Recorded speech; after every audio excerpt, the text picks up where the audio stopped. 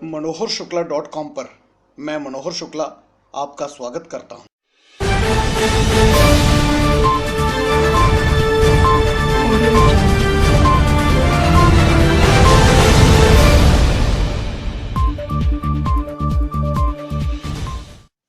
मैं एक lower division clerk हूं। जिस ऑफिस में जॉब करता हूं वहीं पर एक upper division clerk Mrs Mary दूसरी ब्रांच से ट्रांसफ़र होकर आई हैं। जल्दी ही वह यहाँ पर सबके आकर्षण का केंद्र बन जाती हैं। पीठ पीछे मिसेस मैरी की बजाय सब उसे मिसेस मेरी कहकर बात करते हैं। यहाँ तक कि उसके करीब होते हुए उससे इश्क लड़ाने का सपना देखते रहते हैं। इस सब की मुख्य वजह यही है कि मिसेस मैरी निहायत खूबसूरत हैं। इस कदर खूबसूरत कि किसी फिल्म हीरोइन से कम नहीं लगती। ऑफिस के मैक्सिमम एम्प्लॉयज़ अपने अपने विज़न में उसके हीरो बनते हुए मेरी मेरी कहते उसके पीछे भागते हैं। यहाँ पर कई रोचक किस्से सामने आते हैं, जैसे कि मिसेस मैरी को हासिल करने की चाह में एक कर्मचारी दिनेश तांत्रिक के पास जाता है, जो उसे इस निर्देश के साथ अभिमंत्रित इलायची देता है कि वह इसे चाय में डालकर मैरी को पिला दे तो वह उससे इश्क करने लगेगी। मगर एक नाटकीय अंदाज में चाय एक बूढ़ी कर्मचारी पी लेती है जो उस पर फिदा हो जाती है। इसी तरह एक अन्य कर्मचारी नरेंद्र मैरी के एक तरफा प्यार में हर शाम को घर की छत पर बैठकर शराब पीने लग जाता है।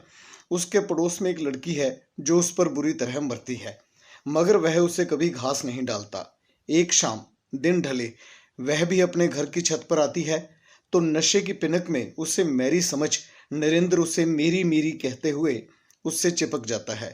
यह रोज का सिलसिला बन जाता है। एक रात कई पड़ोसी इन्हें आपत्तिजनक अवस्था में पकड़ लेते हैं। तब नरेंद्र को उसी लड़की से शादी करवानी पड़ती है जिसे वह कतई पसंद नहीं करता था।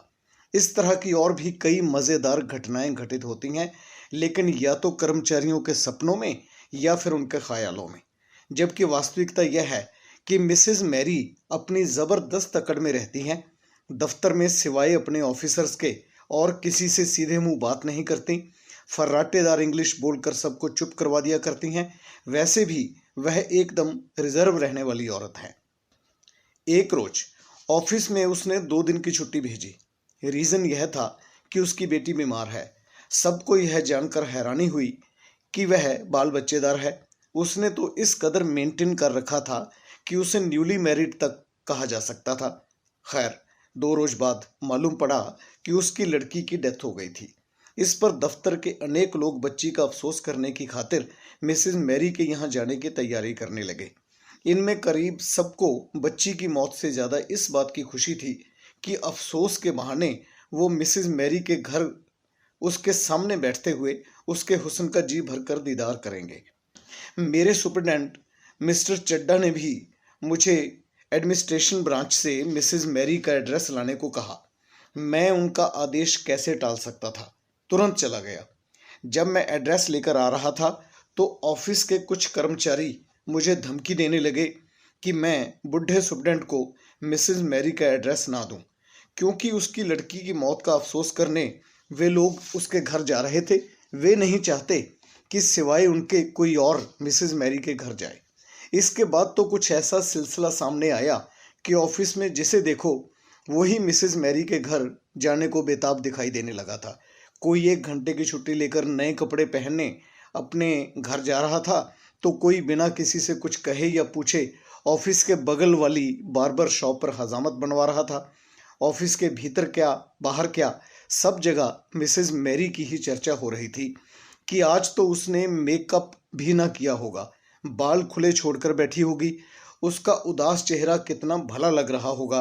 हर कोई जैसे यही इमेजिन कर रहा था कि मिसेस मैरी उसी के कंधे पर सिर रखकर रो रही है। बहरहाल इस दौरान मैं कर्मचारियों से मिलने वाली धमकी की बाबत सुपरडेंट चड्ढा को बताता हूँ तो वह डरकर मिसेस मैरी के यहाँ जाने का प्रोग्राम कैंसिल कर देते हैं। छुट्टी के बाद मैं अपने घर चला जाता हूँ।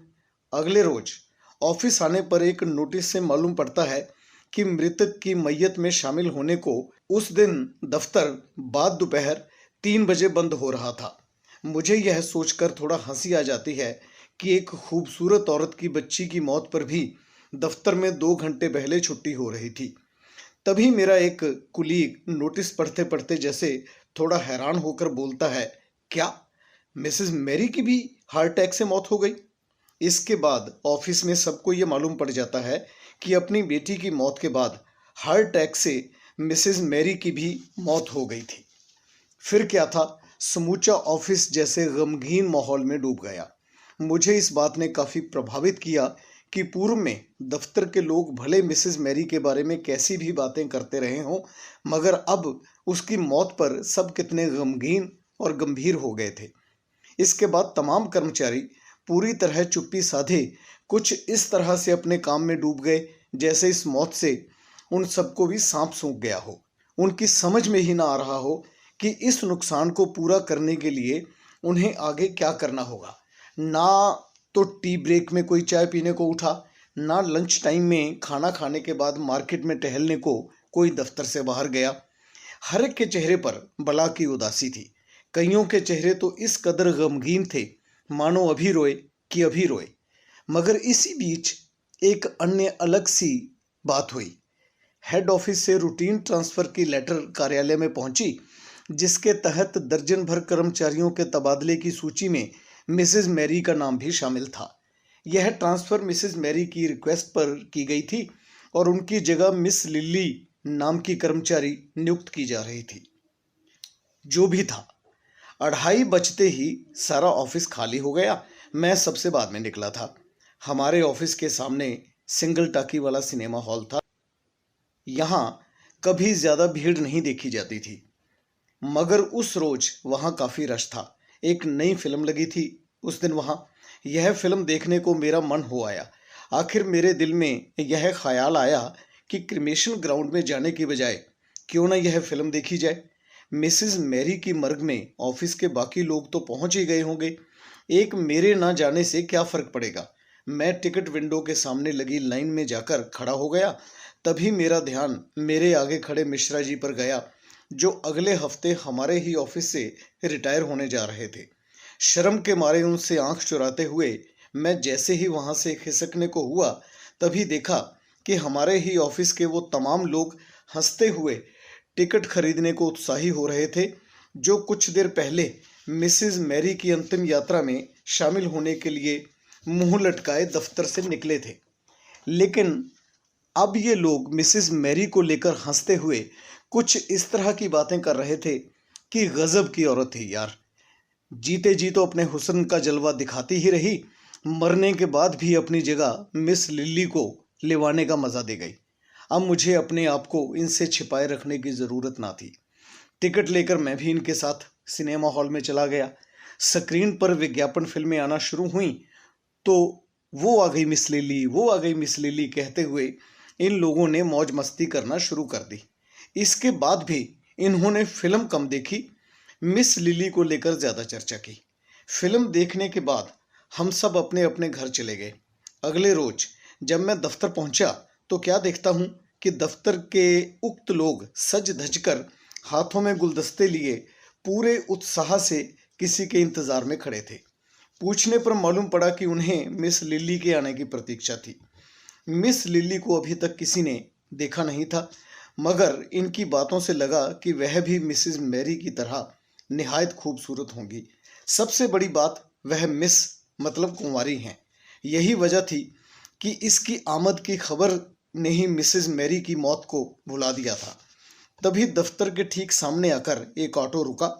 उसमें से एक काली कलूटी बदसूरत सी महिला ने उतरकर उक्त लोगों से हमारे दफ्तर की बाबत पूछा। मिश्रा जी सबसे आगे खड़े थे तो उन्हीं की ओर सरकारी पत्र बढ़ाते हुए कहा, मेरा यहाँ ट्रांसफर हुआ है, इसके लिए मुझे किसके पास जाना होगा? मिश्रा जी असमंजस में चले गए। तो भी जवाब देने से पहले उन्होंने सवाल किया, क्या नाम है आपका? मिस लिली, वह तपाक से बोली। इसके बाद वहां का जो नज़ारा मेरे सामने आया, उसकी बाबत बता पाने में मैं फिलहाल असमर्थ हूं। अभी तो मेरा अपना ही हंस हंस के बुरा हाल हो रहा है।